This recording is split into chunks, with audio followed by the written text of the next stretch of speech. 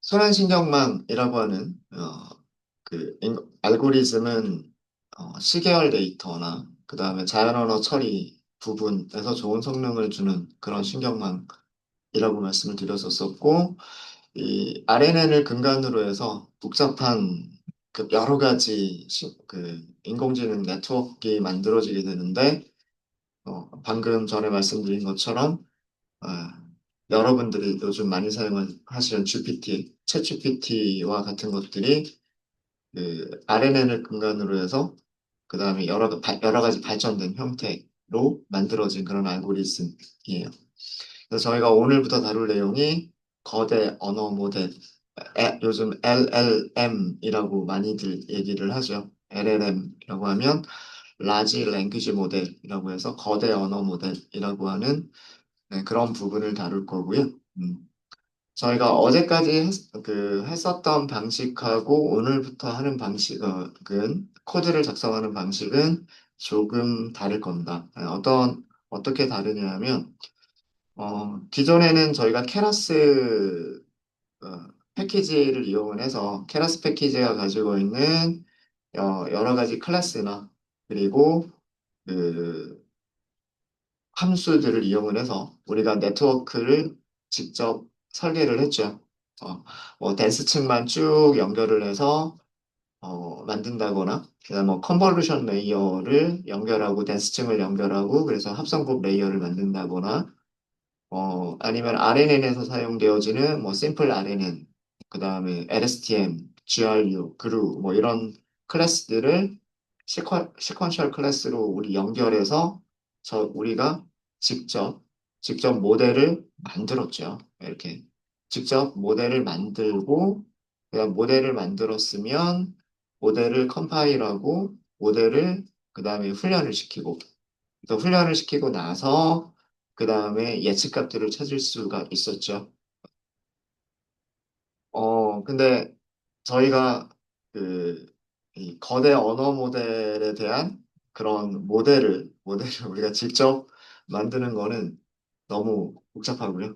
예, 뭐 이론적인 내용도 좀 많이 어렵고, 그래서 이론적인 내용은 될 수 있으면 간단하게만, 그러니까 요약만 하고 넘어갈 예정이고요.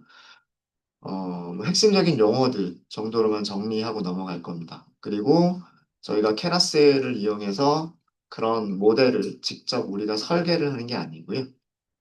뭐 설계는 뭐 어찌어찌 뭐 문서를 보면서 케라스에 있는 클래스들 이용해서 뭐 연결하고 그죠? 순서대로 넣어주면 되니까. 예, 뭐 인풋 넣고 인코딩 넣고 뭐 RN이 필요하면 RNN 넣고 댄스가 필요하면 댄스를 넣고 이런 식으로 뭐 필요한 클래스들을 찾아서 모델 이론적인 내용 그대로 작성을 하면 되겠지만 문제는 훈련하는 과정이죠.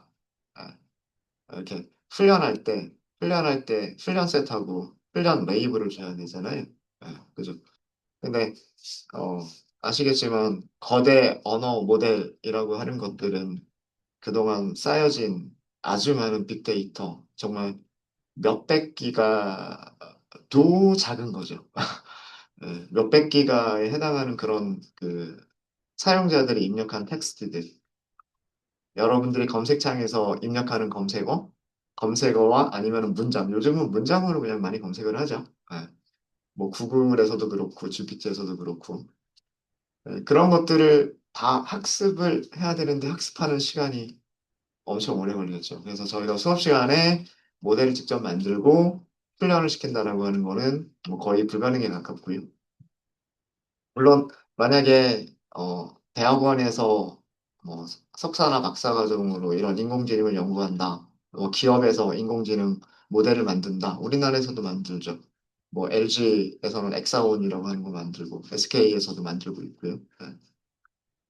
뭐 그런 거를 만든다라고 하면 정말로 이론적인 모델을 설계를 하고 그 다음에 데이터를 어떻게든 수집을 하고 그런 것들을 훈련을 시키는 과정을 할 거예요. 그래서 뭐 실제 기업이나 연구실에서는 그런 일들을 하겠지만 저희는 네, 그런 것들을 활용하는 것 위주로 할 거죠. 그래서 훈련이 끝난 모델을 가질 거예요. 예를 들면 뭐 GPT, 네, 훈련이 끝난 모델을 가지고 와서 거기에서 우리가 원하는 뭐 텍스트를 질문을 입력하면 답변이 나온다. 뭐 아니면 뭐 어떤 논문을 주고 글을 주고 글을 요약해라 라고 하거나 이런 그 훈련이 다 끝난 모델을 어떻게 활용하는지 그리고 훈련이 끝난 모델들을 오픈소스로 공개되어져 있는 것들은 어디서 찾을 수 있는지 오픈소스로 공개가 되어져 있지 않은 GPT 같은 경우에는 오픈소스가 아니에요. 그래서 그걸 사용하려면 API 돈 주고 써야 되죠. 뭐 그런 것도 다룰 거고, 그다음에 오픈 소스로 공개되어져 있는 모델들은 뭐 우리가 직접 다운을 받아서 훈련이 끝난 모델 자체를 다운을 받아서 그런 것들을 어떻게 활용하느냐 이런 위주로 저희가 수업을 진행할 겁니다. 그래서 기존에 어제와 어제처럼 어제까지 했었던 방식대로 모델을 설계를 하고 그다음에 모델을 컴파일을 하고 모델을 피팅하고 이런 과정은 없을 거고요. 없을 거고 우선 오픈 소스 그 인공 소스 거대 언어 모델 같은 경우에는 오, 오픈 소스인 경우에는 허깅 페이스라고 하는 그 유명한 사이트가 있어요. 거기에서 몇 가지 대표적인 것들 설명을 드릴 겁니다. 그리고 그 허깅 페이스 API를 어떻게 이용하는지 허깅 페이스 API를 이용해서 오픈소스로 공개되어져 있는 거대 언어 모델들을 어떻게 가져올 수 있고, 그 다음에 어떻게 사용할 수 있는지, 뭐 이런 식으로 좀 활용적인 면으로 저희가 다룰 거예요. 네, 요 정도, 소개를 먼저 좀 하고요. 소개를 하고, 새로운 파일을 하나 만들까요? 여러분들 구글 콜앱 노트북 폴더에서 콜앱 파일을 새로 하나 만들도록 하겠습니다.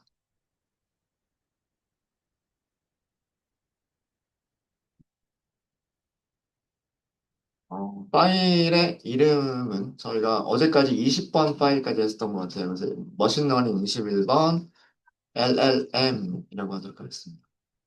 LLM. 텍스트로 파일 이름 이렇게 만든 거예요. 라지, 랭귀지, 모델. 뭐 우리말로 거대, 언어, 모델 이렇게 얘기를 하겠죠.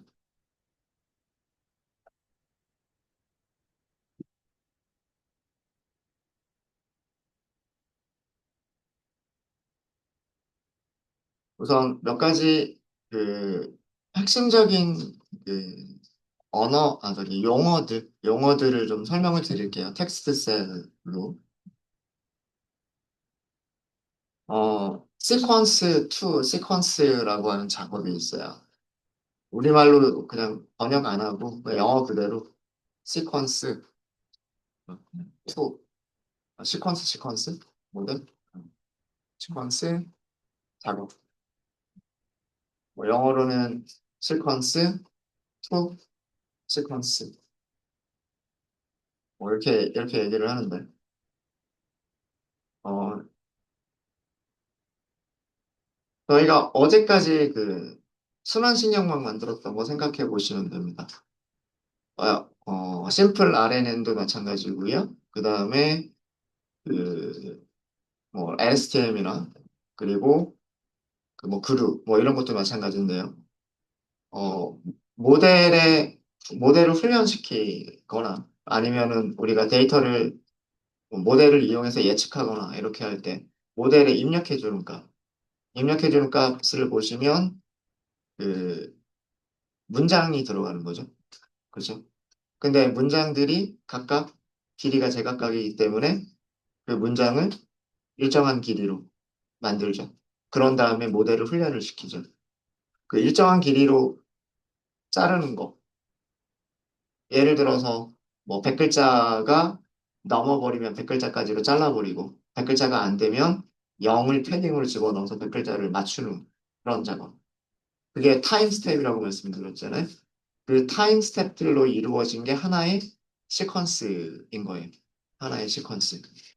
시퀀스 투 시퀀스라고 하는 거는요. 입력으로 시퀀스가 들어가서 출력으로 시퀀스가 나온다는 얘기예요. 입력으로 시퀀스가 들어가서 출력으로 시퀀스가 나오는 거는 어, 우리가 질문을 입력해서 인공지능이 답변을 내보내주면 그게 시퀀스가 들어가서 시퀀스가 나온 거죠. 그 다음에 뭐 우리가 어떤 문장을 작성을 해서 영어로 번역해라 그러면 영어로 번역하고 반대로 영어 문장을 입력해서 한국어로 번역해라 그러면 한국어가 나오겠죠. 네. 이런 작업이 시퀀스 투 시퀀스 작업이에요. 어제까지 했었던 뭐 RNN이나 그 심플 RNN 그리고 LSTM 이런 것들은요. 시퀀스 투 시퀀스가 아니라 시퀀스 투 벡터예요. 자, 왜 그러냐면 생각해보죠. 우리가 훈련시킨 모델에 입력은 시퀀스가 들어가요. 영화 리뷰가 들어가죠. 근데 예측값은 뭐가 나와요? 긍정이냐, 부정이냐 라고 하는 예측 확률이 나오죠. 이거는 문장이 아니죠. 이걸 벡터라고 얘기를 합니다. 긍정, 부정 두 가지 상태를 가지고 있는 그 벡터인 거죠. 뭐 그럴 수도 있어요. 문장을 집어넣고서 문장 안에 있는 사람 이름만 선택해 주세요. 뭐 이럴 수도 있어요. 고유 명사만 뽑아주세요. 뭐 이럴 수도 있단 말이에요. 자, 이런 것들도 시퀀스가 들어가서 벡터가 나오는 거예요. 네. 그런 순환신경망이 있고요. 네. 시퀀스가 들어가서 벡터가 나오는 그런 신경망이 있고 시퀀스 투 시퀀스는 시퀀스가 들어가서 시퀀스가 나오는 문장이 들어가서 문장이 나오는 그런 작업이에요. 그래서 시퀀스 투 시퀀스 작업을 하려면 보통의 경우, 보통의 경우, 어, 순환신경망을 두 개를 연결해요. 순환신경망이 시퀀스 투 벡터만 할 수 있는 건 아니고요. 벡터 투 시퀀스 방식으로도 RNN을 설계를 할 수가 있어요. 그러니까, 뭐, 긍정이냐 부정이냐라고 하는 벡터 상태가 들어가서, 그 다음에 문장이 만들어지는 그렇게 그 순환신경망을 변형을 줄 수도 있어요. 그래서 보통 시퀀스 투 시퀀스 작업은 보통은 두 개의 신경망을 연결하게 되고요. 순환신경망을 연결하게 되고 시퀀스 데이터를 입력받아서 그 시퀀스 데이터를 출력하는 작업이다. 뭐 이렇게 생각하시면 될 것 같고 보통 자연어 처리를 줄여서 NLP라고 얘기를 합니다. 네. 뭐 이런 약자들은 알아두시는 게 좋을 거예요. 우리말로 자연어 처리 뭐 이렇게 얘기를 하기도 하지만 회사 가면 NLP 뭐 이렇게 많이 하니까 제가 예전에 회사 다닐 때 신입사원 1년 차일 때 선임들하고 대화가 안 되더라고요. 선임들하고 대화가 안 되는 이유가 뭐냐면 그 선임들은 다들 약자를 쓰는 거예요. 근데 그 약자를 학교 다닐 땐 들어보질 않았거든요. 네. 그래서 제가 그 약자가 이렇게 모르는 약자가 생길 때마다 정말 노트 만들어가지고 노트에다가 이렇게 그걸 다 해가지고 몇 번 하다 보니까 약자들을 알게 되고 그 다음에 약자들의 뜻을 이해하니까 이제 그 다음에는 선임들하고 대화가 되더라고요.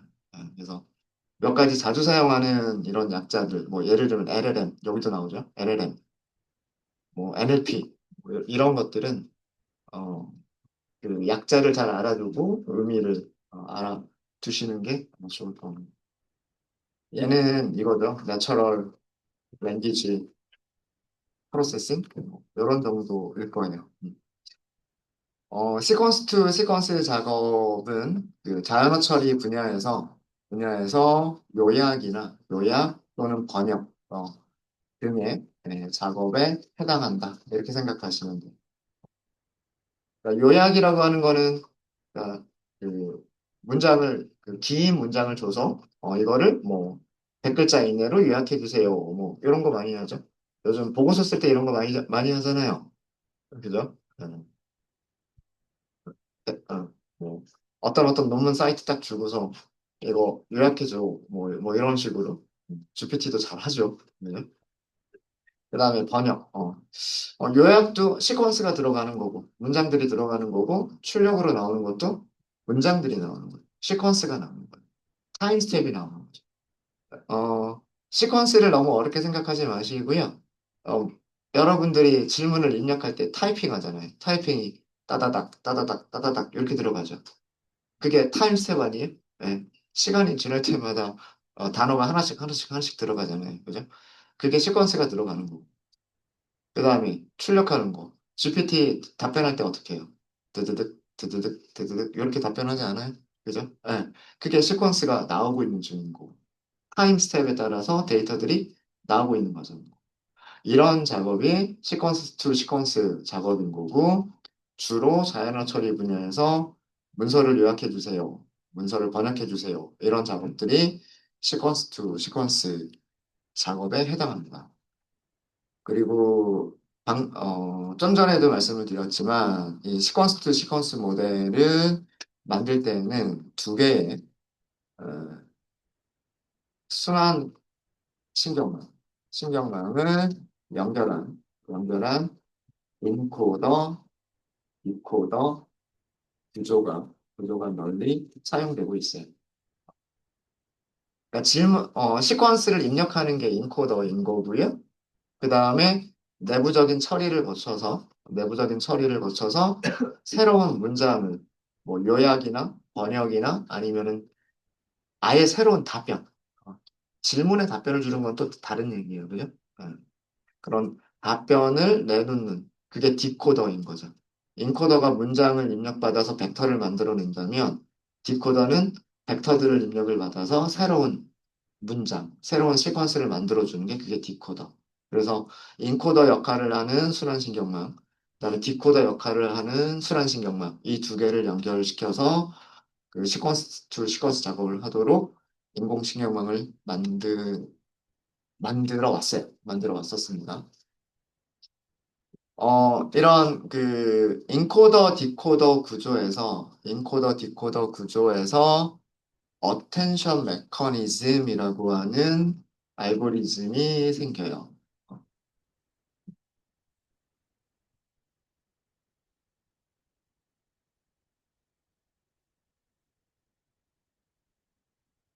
이론적으로 어텐션 메커니즘이 어떻게 동작한다 이런 거를 설명하려고 하는 건 아니고요. 이 어텐션 메커니즘은 인코더, 디코더 여기다가 영어로도 쓸까요? 인코더, 디코더, 디코더. 어, 인코더, 디코더 구조에서 사용된 순환 신경망의 성능을 향상시키기 위해서 보완된 알고리즘이 어텐션 메커니즘이에요.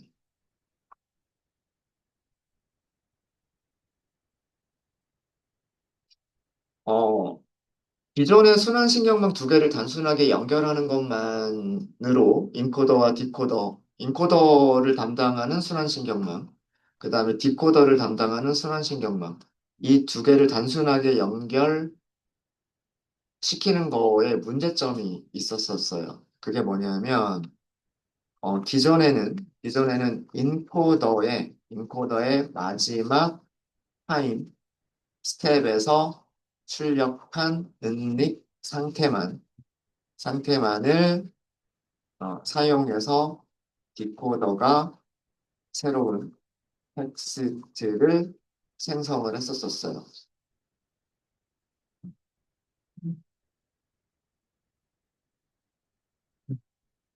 어, 우리 순환신경망을 생각을 해보면 순환신경망에는 셀이 있고요. 셀이 있고 타임 스텝이 들어가죠. 첫 번째 타임 스텝, 두 번째 타임 스텝, 세 번째 타임 스텝 이렇게 타임 스텝이 들어가죠. 어. 그리고 셀은 하나만 있는 게 아니라 여러 개가 있어요. 그죠? 이 순환신경망에서 액티베이션 함수 거쳐가지고 출력이 나와요. 그죠? 근데 이게 순차적으로 들어가죠. 아, 여기를 요렇게 좀 그리는 게 조금 더 나을 것 같아요.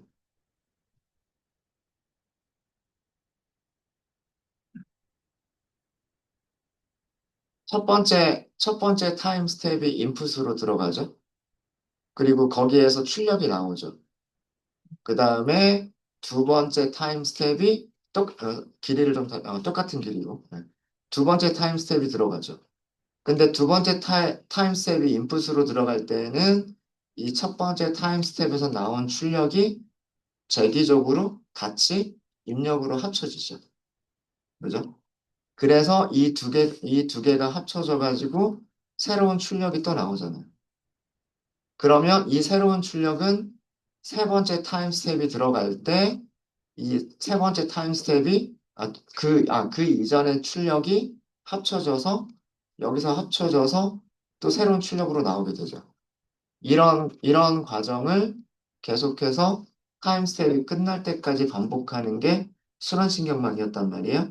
그리고 나서 가장 마지막 타임 스텝에서 출력된 게 이제 얘는 이제 더 이상 들어갈 일이 없죠. 더 이상 들어올 타임 스텝이 없으니까 그 마지막 타임 스텝에서의 출력, 마지막 스텝에서의 출력이 그 다음 레이어에 입력으로 들어갔잖아요. 맞아요? 그죠? 그래서 이 인코더를 순환신경망이라고 생각하면 그 순환신경망의 가장 마지막 스텝에서 출력한 은닉 상태만 여기에 뭐가 연결된다? 여기에 디코더. 새로운 순환신경망이 연결이 되는데 얘는 마지막 출력 상태. 마지막 출력 상태만 사용하게 된단 말이에요. 그러면 그 인코더에서는 그 이전의 타임 스텝들에 대한 정보들을 기억하고 있을 수 있지만 뭐 롱텀 메모리, 숏텀 메모리 이런 식으로 기억할 수도 있고 그다음에 은닉 상태가 계속 재기적으로 입력으로 들어오면서 그런 것들을 인코더는 가지고 있을 수 있지만 디코더는 그런 그 중간 과정의 타임 스텝에 대한 내용을 모른단 말이에요. 그럴 수가 있겠죠. 그래서 생각한 게 어텐션 메커니즘은 음, 모든 타임 스텝에서 인코더가 인코더가 출력한 어, 은닉 상태를 디코더가 참조할 수 어, 있도록 고안을 한 게 어텐션 메커니즘이에요. 그러니까 기존 수학만과 조금 다르게 인코더에서 순환되는 녀석들이 자기 안에서만 순환되는 게 아니라 디코더 쪽으로도 그런 정보들이 넘어간다는 얘기. 넘어가는데 넘어가는데 이 디코더가 새로운 토큰들을 토큰 토큰을 생성할 때 인코더가 인코더가 처리한 토큰 토큰들 중에서 어떤 토큰에 주의를 더 기울여야 할지, 어텐션이라고 하는 게 주의잖아요. 주의. 어, 주의를 기울일지를 결정을 하는 거예요. 그러니까 번역을 예로 들어보죠. 번역을 예로 들면 뭐 나는 소년이다라고 하는 우리말이 들어갔어요. 그리고 영어로 번역하고 싶어요. 그래서 뭐 I am a boy라고 하는 영어 문장이 나오고 싶은 거예요. 그러면은 인코더에서는 첫 번째 타임 스텝에서는 나는이 들어갈 거고 두 번째 타임 스텝에서 소년 들어갈 거고 그다음에 세 번째 타임 스텝에서 이다 이렇게 들어가겠죠. 요게 합쳐져서 어떤 어떤 출력 하나가 나올 거란 말이에요. 그거에 대해서 출력 하나가 나와서 그게 디코더로 들어가는데 그러면 그 디코더 쪽에서는 제일 마지막에 들어간 이다라고 하는 녀석에 대한 정보만 가지게 되고 그 앞쪽에 있는 정보들이 물론 전달이 되긴 하겠지만 예, 전부 다 참조를 할 수가 없어요. 그래서 여기서 말한 것처럼 나는이 들어갔으면 음, 인코더 디코더를 뭐 이렇게 그려볼까요? 편의상 위쪽을 인코더라고 할게요. 그 다음에 아래쪽을 디코더라고 하도록 하겠습니다. 그러니까 여기에 타임 스텝으로 나는이라고 하는 게 들어가 첫 번째 타임 스텝으로. 그 다음에 뭐 소년이다 뭐 이런 두 번째 타임 스텝으로 들어갔어요. 소년, 그 다음 세 번째는 이다 동사가 들어갔어요. 어. 그러면 순서대로 이렇게 들어갔으면 기존에는 얘에 대한 것만 이렇게 디코더로 들어갔는데 여기서 나온 출력만 디코더로 들어갔는데 이 어텐션 메커니즘에서는 나는에 해당하는 것도 들어가고 소년에 해당하는 것도 들어가고 이다라고 하는 것도 들어가요. 근데 여기에 가중치를 주는 거예요. 어, 이 문장에서 나는이 중요한 것인가 소년이 중요한 것인가 이다라고 하는 동사가 중요한 것인가 이런 가중치들을 디코더가 결정을 하는 거예요. 물론 이거는 훈련을 통해서 파라미터가 계산이 되겠죠. 네. 그러니까 어, 큰 빅데이터 모델로 훈련을 시킬 거기 때문에 그런 훈련 과정에서 이런 가중치들이 결정이 될 거예요. 그래서 누구한테 가중치를 제일 많이 주고 몇 번째 타임 스텝의 출력에 가중치를 가장 많이 주고 몇 번째 몇 번째 타임 스텝의 출력에서는 가중치를 가장 적게 줄 것이냐 이런 것들이 훈련을 통해서 가중치들이 결정이 되는 거예요. 그래서 가중치가 제일 높은 게 가장 주의를 해야 될 부분인 거죠. 그래서 주의를 기울인다라고 해서 attention mechanism이라고 얘기를 하는 겁니다. 그래서 어떤 토큰에 주의를 기울일지 결정을 하는 거예요. 어, 다르게 얘기하면, 다르게 얘기하면 토큰들마다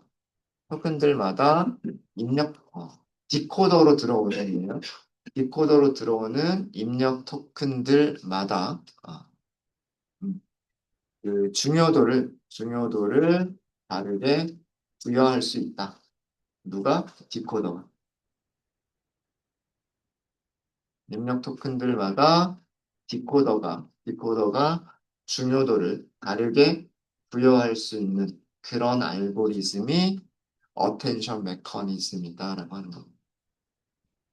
그래서 그 시퀀스 투 시퀀스 작업이 이루어지고 인코더 디코더가 만들어지는 거예요.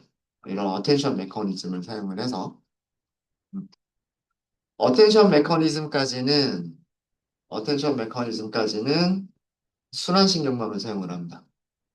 RNN을 사용을 해요. 순환신경망을 사용하는데 이제 그 이후에 구글에서 트랜스포머라고 하는 모델을 발표를 해요. 트랜스포머 모델. 이 트랜스포머 모델은 어텐션 메커니즘을 기반으로 합니다. 어텐션 메커니즘을 기반으로 기반으로 하여 인코더 기반으로 하긴 하는데 인코더 디코더 구조에서 순환층 리커런트 레이어 순환층을 제거를 해버려요. 순환신경망을 제거를 해버렸어요. 그런데도 인코더 디코더가 동작을 하는 거예요. 그러니까 기존의 어텐션 메커니즘까지는 순환신경망을 이용해서 인코더도 만들고 디코더도 만들었었다면 어, 트랜스포머 모델부터는 인코더에서 순환신경망을 제거하고 다르게 설계를 했는데도 디코더에서도 순환신경망을 제거하고 다르게 그러니까 예를 들면 뭐 댄스 레이어 그 다음에 뭐 여러 가지 그런 레이어들을 순환층을 대신할 수 있는 리커런트 레이어를 대신할 수 있는 그런 다른 레이어들을 만들어서 어, 어, 사용을 한 게 트랜스포머 모델입니다. 트랜스포머 모델의 장점은 인코더에서 한 번에 하나의 토큰, 하나의 토큰씩 처리하는 게 아니고요.